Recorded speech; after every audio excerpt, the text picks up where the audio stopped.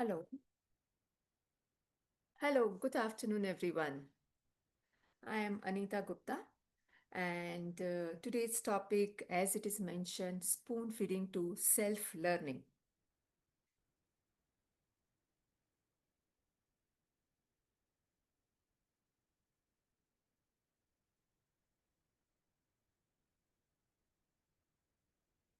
About me, let me tell you about something about me. I am founder director of one of the preschool in Bangalore. The preschool name is Little Genesis Preschool and Daycare. We have multiple branches in Bangalore, and I'm an early childhood educator, parenting mentor, POXO torchbearer, and I do take counseling and directing new parents for their parenting journey and making their journey joyful and fun filled.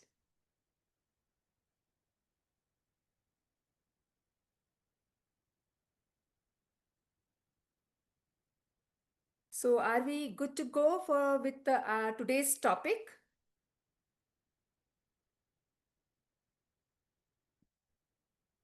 Yes, ma'am. Please start. Yeah, sure, sure. Thank you for that response. So, as the topic's name suggests, that spoon feeding to self learning. So, how are we trying and how are we setting the platform for our young learners? Not only feeding, spoon feeding, and doing each and everything for them on day-to-day basis, and making them a confident learner in their future. That is what the topic is all about today. So, with spoon feeding, yes, that has to be there in a certain and restricted manner, and we have to focus on their self learning, confidence building, and resilience in their life. So let's dive into the today's topic.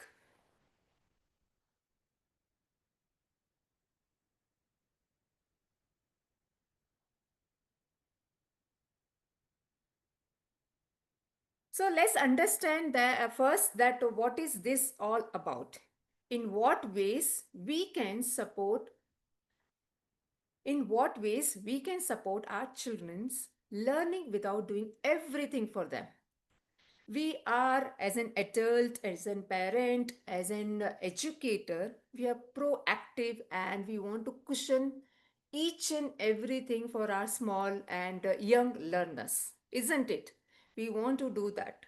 We want that comfort, that platform for our children, that they should not have any hassles or barriers in their learning in day-to-day life, from scratch, like when they get up from till the time the whole day, how they what are the activities, what are the learning, what are the situations, what are the phases of that day-to-day things. We want to cushion them, but how do we create that kind of platform where the child learns also and gain confidence also? So today's today's forum is all about that. We are all there, we all handhold our children, plus we have to build their confidence also. So let us understand first what is spoon feeding in learning. So there are certain verticals which has been noted down. These are all visible for everyone of us. I hope so. So these are the verticals which has been noted down for respect to spoon feeding. How do we do spoon feeding for our children? It's not only about doing each and everything, but these are the different segment where we become little over pampered, we become little over concerned, we become little over conscious about our children. So first from this list is over guidance.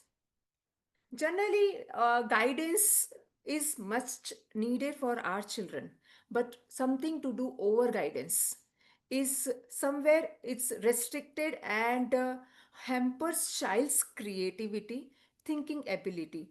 It's just a simple example I want you to give here. If as an adult, as an educator or a teacher, we give one worksheet for the child, like these are the two, three crayons, and this is the worksheet. My instruction is you draw two houses, one sun, and two to three trees in that worksheet. Okay, so I have given you two to three colors of crayons, and this is what I ask the child to draw. Okay, so here what happens, we are not allowing child to think what they are supposed to draw. I mentioned that you have to draw these two trees, one sun, and two to three trees. Here we are not allowing child, in case I have a sheet, I have a colors, what can I draw on it? Yeah, so we are over guiding the child. This is what expected, and child's thinking capability and creativity also restricted to that only, that I'm asked to draw this, and these are the coloring tools which is available for me, and this is the worksheet what is available with me, available to me, and I'm going to do all these things which is being asked. So in case it is a instructed manner, it is good to go only with that. But in case it is a free kind of thing, like child is allowed to do what they want, their creativity might be, their capability, it will provoke their thinking capability. Like I'm allowed to do what I want to do. So it a child might come with a little more creativity also. So rather giving the instruction and guidance, like this is only what you have to do, we can have, these are the crayons and this is the worksheet. I ask you to draw two houses, and rest of the things is your choice, what you want to draw, what you want to do, what you want to present, what you want to come up with. So this is a way we can limit little over guidance on that. Hope this is clear from my side. Yes. So let's go for the next segment here, is doing things for children. Yes, parents, yes, educators, doing things for children is like a joyful act for us also, and for children also. That yes, we are here, you are here, and they have that boundaries, that yes, my parent, my educator, my teacher, we all are here for me to do all the things. Yes, but is that okay to do each and everything for the child? If child is capable of doing certain small task, don't you think we should allow child to take that responsibility, to give them that platform? Yes, this can be done by you, and I am here to instruct you if it is needed. That will give them that understanding that even I am involved in that any process. That in case, let us take a small example only. In case the child is ready to go to school. Okay, so it is much more easier, and it is much more platform also for the child. In case the things are ready, the child can be allowed to pack his or her own bag. Like book should be there, one napkin should be there, there should be my tiffin, my water bottle. The child will understand what are the list of things what I need when I have to go step out, when I'm going to school. These are the things which are needed for me. That is where the understanding and the building of those environment also is, it is happening for the child, right?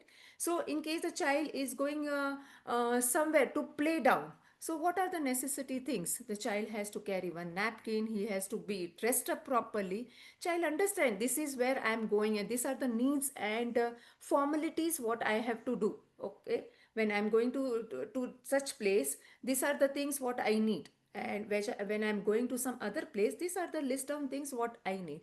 So much more of relatable relatable thinking, relatable action, where the child is able to take it, and that is where they learn doing also the things. Yes. So, this second point is doing things for children instead of with them. Yes, so second point, I hope it is clear for everyone. We can allow them, we can give them some opportunity where they can do it by themselves also. It might be a minor or small task, but let them do it, let them perform it. It builds with a small, very small task also, it builds their confidence. Yes, this is what I can do it. Okay, let's go to the next one now. Constant reminders. So, constant reminder, what happens here? We'll be keep reminding now. If, for an example, child woke up in the morning. Okay, so you have to do your. It's a like morning routine. What is a morning routine? You have to do prayer, like, and whatever is the routine we have set up for the child. Okay, it might be morning. First, once the child gets up, it is a prayer. Then you have to go brush your teeth, freshen yourself, then go for a bath, then take your breakfast. It's all things are in a routine and step by step learn is step by step procedure. Okay, and as an adult, we'll be keep reminding them. After this, you have to do this. After this, you have to do this. After this, you have to do this. What happens here? Here, in case the child is very much in a routine that after this is what I am supposed to do. After this is what I am supposed to do. Child can understand and by himself or herself can perform those step by step learning, step by step procedure. Rather, we as an adult keep on reminding them. Here, there will be not much retention in memory, like one after other. This is what the things, what this is what the action has to be performed. It is child is always dependent on external promptness. Like here, I will get that this prompts, and that is where I am going to perform this particular activity, or this is what the format is.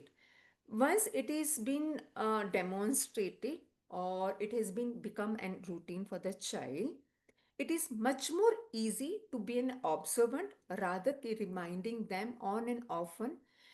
In case child somewhere there is a need, you feel like there is a need and there is a promptness needed, that is where we should be there to give that prompts.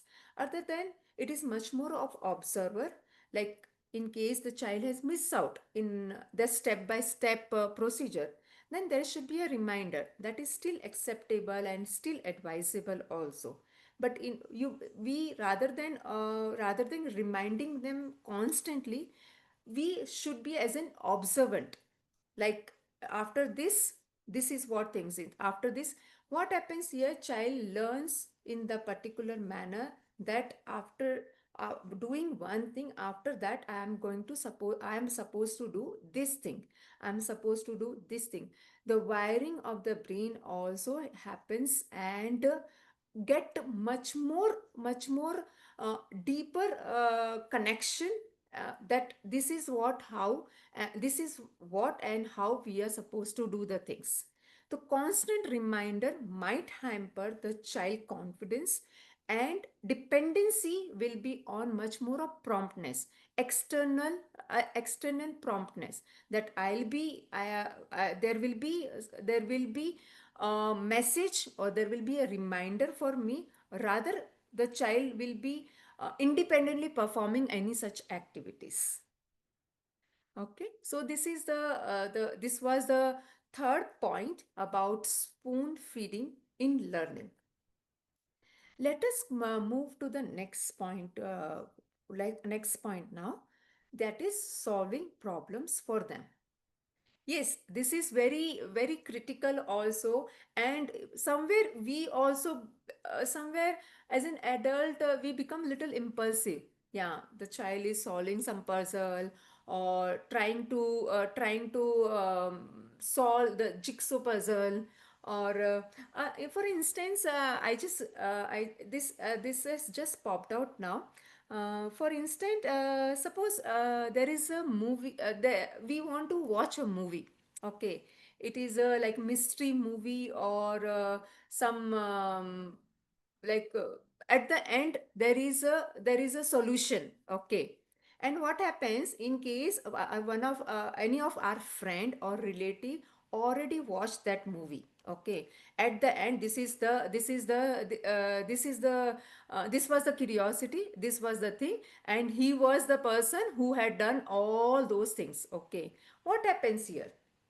There is no interest. Only there, we don't feel like to watch that movie, because we know what is going to happen, who is the person who has created all those situations. Okay, and what is the end of this movie. So what happens, we don't feel like yeah, we should watch that movie because we know the end of it. Okay, in case we read some certain novels or some certain books or something, that also has an end. Like this was a person who did all those things. This was a person who has mischievously done everything. So what happens here? Our curiosity is not there only. Like we don't feel like to read those books, but rather doing all those things in case that till the end it is not been disclosed. Okay, what happens? There is a curiosity, there is a lot of involvement, there is a lot of thinking capability. Who will be that person? What is going to happen next? What is going to happen after that? Also, there is a lot of involvement, there is a lot of curiosity, and there is a lot of thinking is still happening till the end. Like the same wise, in case the child is engrossed doing certain puzzle, engrossed doing building the blocks, or engrossed doing certain other things, what happens in case you come up and tell the answer? This is what the answer of this. Okay, what happens? Yeah, I got my answer. I spotted that answer. I was supposed to circle that answer, or I was supposed to tick that answer. I got my answer. Here, what happens? The curiosity, the thinking capability, the problem solving, everything is hampered. Rather, giving the child relevant clues will be helpful much more even.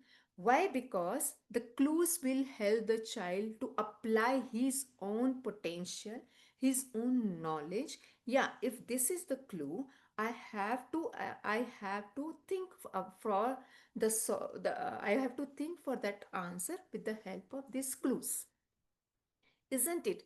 This will help the child to get more interested in such activity, get more interested in doing certain things, and it allows the child to think like, what is going to happen next? If I join this clue to this clue, this is what the answer I got. From this clue to I join the next one, I will get this, and finally I'll get my answer, isn't it? So rather spotting, or rather coming out with the answers, what this is what the answer is. Or if you join like this is what you got it. Yeah. So there is there we are diminishing, we will be hampering the child's curiosity there. Okay. So rather being giving that close ended answer, it is much more advisable and much more suggested that we can work as a clues. We can give small hints. Yeah, this is how, if you try to do, this will give you a, like you will reach your goal. Suppose child is building some block. Child has thought it is a castle. The child thought that I am building a castle, and we come up and we tell them, have you built an building? Have you built a building here? What happens? Let the child what they are doing it, let them come up with their answers first, then you can ask the relevant questions, then you can give them the relevant clues, where the child is self esteem is boosted, plus the what child wants to child is building, That is how he or she can relate. This is what acknowledged also by by my parent, my educator, or my teacher, whoever is around me. Yes. So rather giving them a straight away answer, it is much more helpful for the child to give them some clues and hints. Yeah. Hope this point is also very much clear for everyone. Let's move on to the next one. Giving direct answer. It is again related to the solving problems for them, and giving direct answer is it is correlated.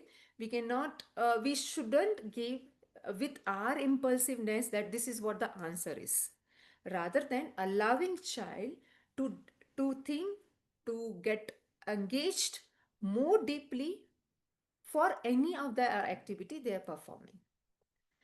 Okay, so these were about the spoon feeding in learning. We have one graph also related to that, like how it is on the scale of 10, how it is going to hamper the child's learning in case we come up with all this at a ready-handed answer. So giving a direct answer, there is it has been marked as a 7 number out of 10. Okay, solving problems for them, it is 9. So always solving problem for them, it is where it is going to diminish, it is going to hamper child's thinking capability to the 9 to the in the for the scale of 10 till the 9 number. So constant reminder, it is been allotted as 6 number. Doing for instead doing for them instead with them, it is for the 7 number. Okay, over guidance is for 8 number.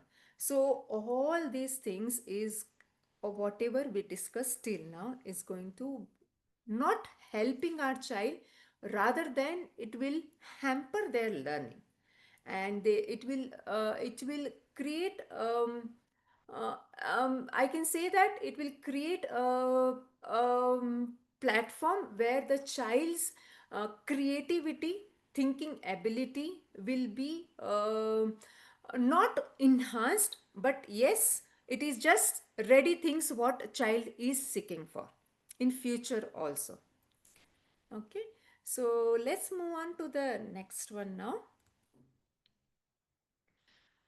Let's discuss about consequences of over guidance now. Again, it is an impact out of 10, how it will impact the child in case we will be doing over guiding, overdoing the things. So these are the effects at the scale of 10.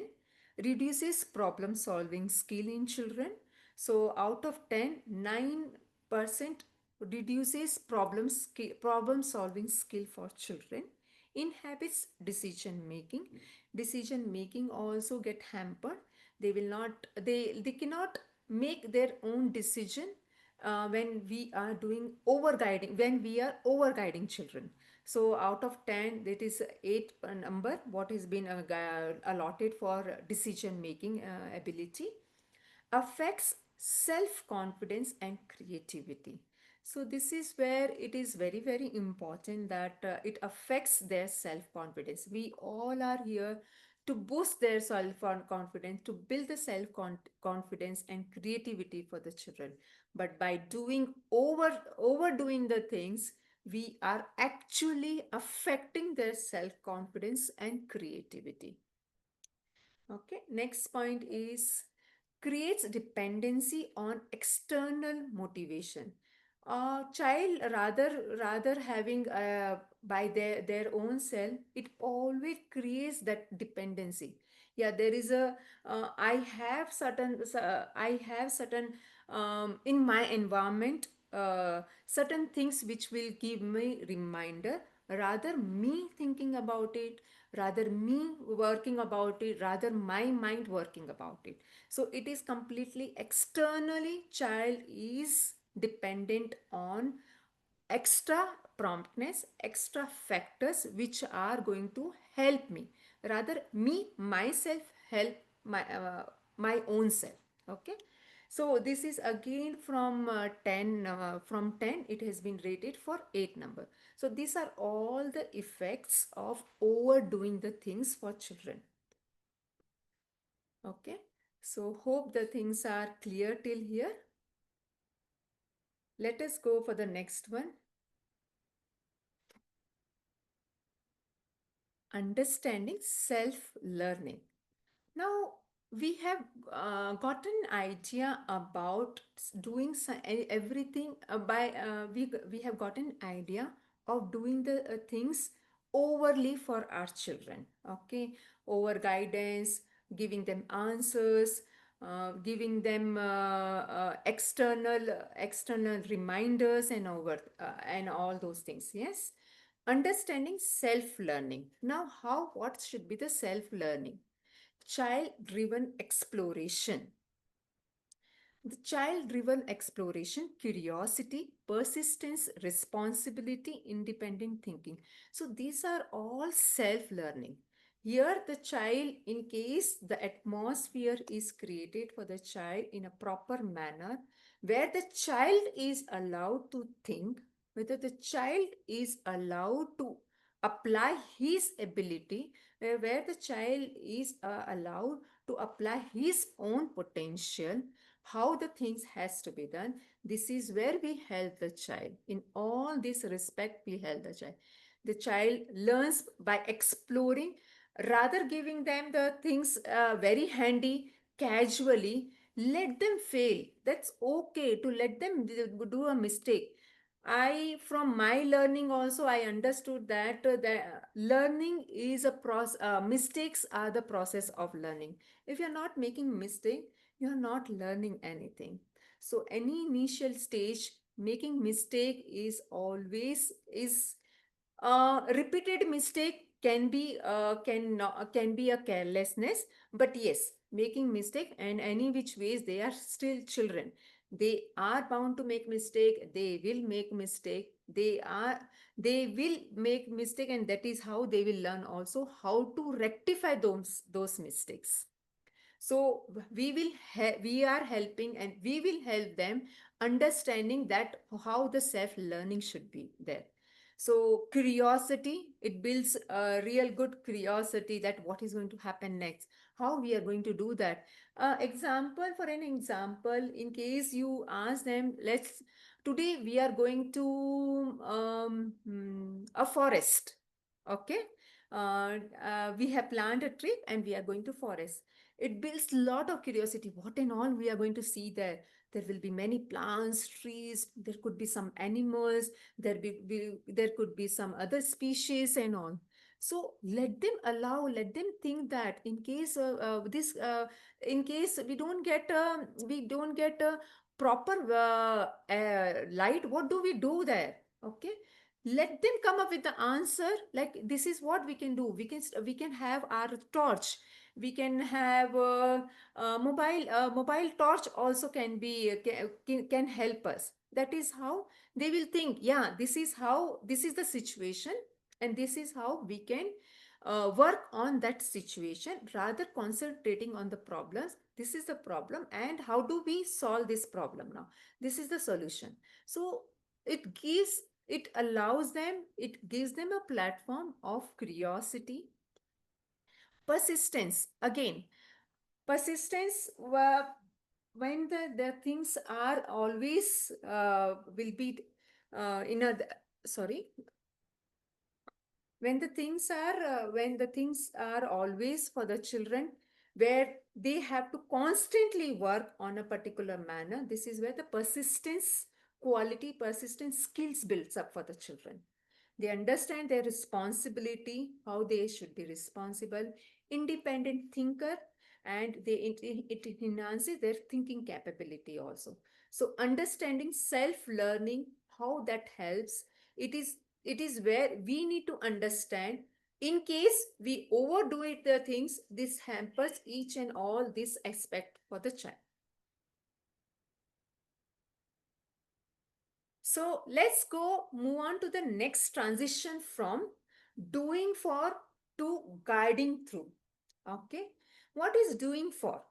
doing for is, let me do this thing for the child, let me do that one for the child, let me only do. My child is still very very small, he cannot pack his bag, he cannot do his own stuff, he cannot wear his pant, he cannot button his own shirts, he cannot comb his hair neatly and all.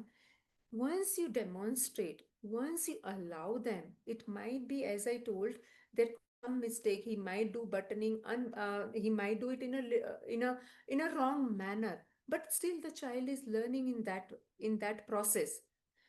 Rather giving them, rather pointing on the mistakes only that you are doing wrong, let us let us be open, let us give them a platform. Yes, you tried very good, you're trying, you will learn one day.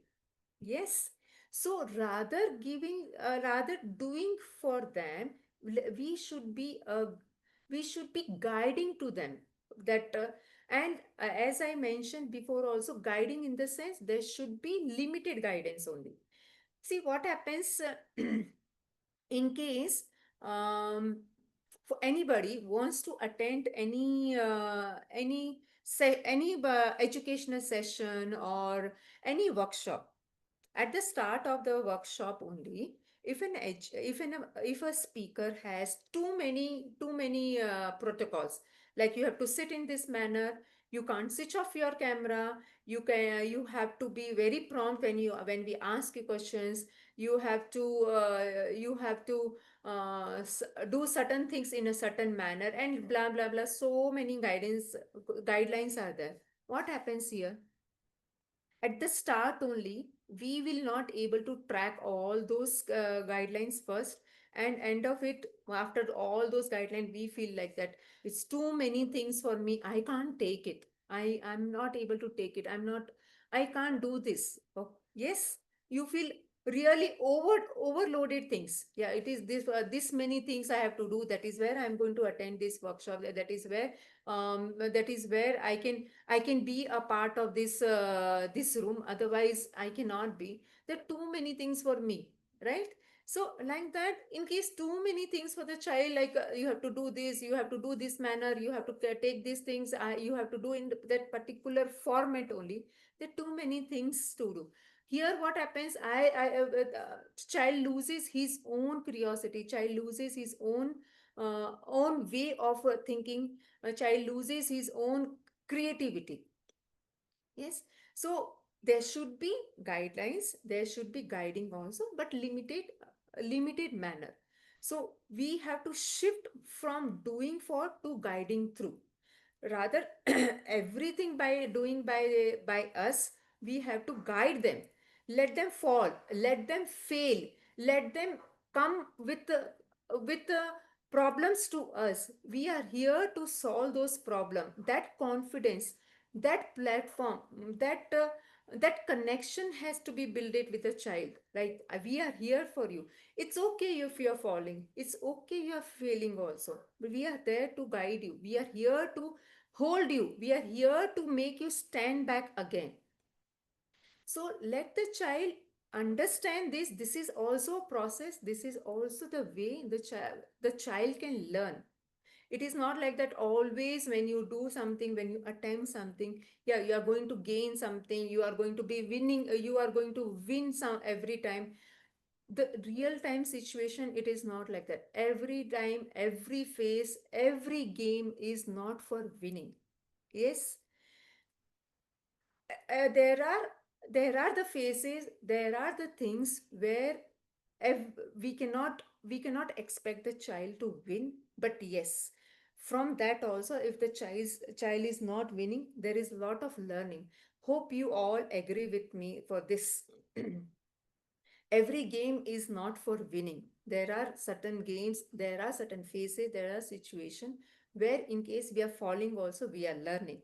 Yes. So this is a transition from spoon feeding to self learning. So always being shadowing our children, let them let let them do the things by themselves, but that confidence, that connection has to be built in case.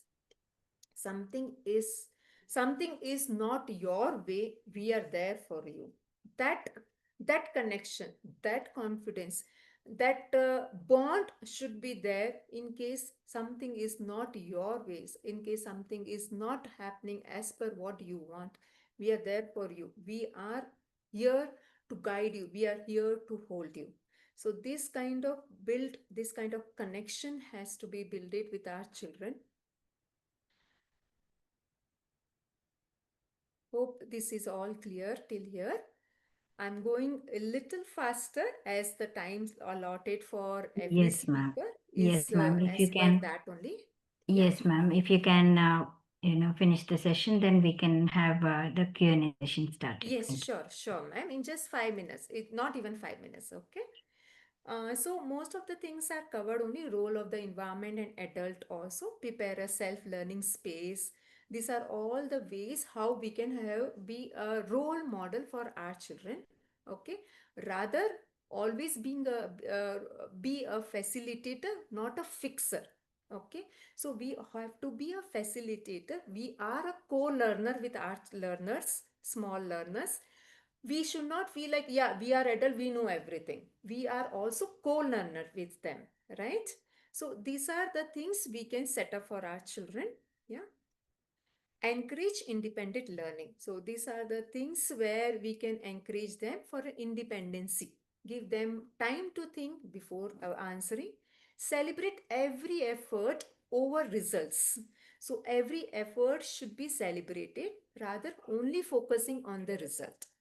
Involve children in daily decisions, small decisions. You can involve them. Let them fail safely and reflect on outcomes. So these are all the things how we can encourage independent learning. Spoon feeding may save time now but cost growth later. So this is very much self understanding only. It might save our time now, but it really hampers the growth of the child later. In case you have any story of self learning, please do share. Okay, so I want to conclude and wrap up today's session. We, as don't prepare the road for your child, prepare child for the road. I hope this is very much resonating and relatable for everyone. Let us not prepare the road for your child, prepare child for the road. I hope this is where we, as a caretaker, as a co-learner, come into picture. Yes. Hope, Pravina ma'am, this is the session was much more crisp and much more knowledgeable, and it gives you a complete insight that how we should create a self-learning atmosphere for our children. Sure, ma'am. Thank you. If you can stop sharing the screen, we can have the Q&A session. Thank you. Sure. So the first question I have received is, what are some potential long-term consequences of relying too heavily on spoon feeding in education? Can you come again, ma'am, about Yeah. the yeah? What are some potential long-term consequences Hmm. of relying too heavily on spoon feeding in education? Heavy meal. What are the disadvantages of spoon feeding, Huh? okay, in the long term? Okay. What are the uh, most appealing disadvantage in long term of spoon feeding? Yes, Yeah. yes. So, what is most relevant disadvantage is decision making. What I understand from spoon feeding, in case we are there to give them everything handy, they will not able to understand the situation, and the child is not able in a capable in a position to make their own decisions. Okay. So, Yeah. ma'am, how can teachers design learning activities that encourage students to take ownership of their You were breaking in between, ma'am. Can you tell me again? You were breaking in between. Are you there, ma'am? Hello. I'm sorry. Can you Yeah, hear me now? you were breaking in between. Can you hear me now? Yeah, yeah, I can. Right. Yeah. So, can you suggest any learning activities that encourage students to take ownership of their learning? Okay. Learning activity for student that encourage their ownership. I would say much more focus on a life skill. Any person, any human can should acquire day-to-day life skill. It could be a smaller to smaller life skill like wearing their footwear. It could be that also. Like they have to see generally with this what happens now whenever we have to leave our footwear we don't see there should be in a format. It should be in a format that is also quite a learning. Okay, when we leave them it should be in a format like it is has to be in a order. Okay, and generally we don't focus that, but that is where we really have to focus in case a person any person who leaves leaving the footwear also in a proper order, leaving in a in a proper manner and keeping that in a that format only, that gives lot of insight of that personality. Okay. Ma'am, last question. How can Yes, ma'am. educators use technology to support self-directed learning, such as through... Again you are breaking up in between, ma'am. I heard only Can few you hear words. me? Can you hear me? Yes, I can hear you Can now. you hear me? Yes, ma'am. How can educators use technology to support self-directed learning? Yes, educators, how educators you can help for self-educator learning. See, again, technology is a part of our life, a part of our children life also. Yes. Technology can be incorporated for the self-learning where the child himself has to do certain things like there are technology, there are certain tools, there are AI related tools where the child they themselves had to do certain things in case the picture is with no colors. Suppose a picture is just with no colors, there are key colors will be there at the bottom, so they have to drag there. Suppose it's a tree, so green color is there, so they can drag the green color to the tree. Okay, so the complete whatever the picture will be, it will be complete green. Okay, with all the trees will be green. So that is how this kind of where the child has to do something with the relevant to the real time experience, that this is the things which are in that particular shape, that particular color, where the child have seen something and they can do it by themselves. That is where the technology also can help the child for self learning. Thank you, Yeah. ma'am. Thank you for the talk and for patiently answering all the questions. I know those were repetitive. Before I Thank end you the so much, session, ma'am. you Thank you want to so mention much. anything else? Um, that's it, ma'am. And thank you for the opportunity has been given to me. I hope the session was fruitful and knowledgeable for everyone. Let us create an environment for the child. See, we are there and we will be there for the child, but the end result, what we want are every child, every student, every new learner, they should be independent enough for taking their own decision in their life. So let us pursue, let us go ahead with certain small things, switches certain small practices, and that will give you our results also. Thank you, ma'am. Thank you so much. I'll end the session now. Thank you.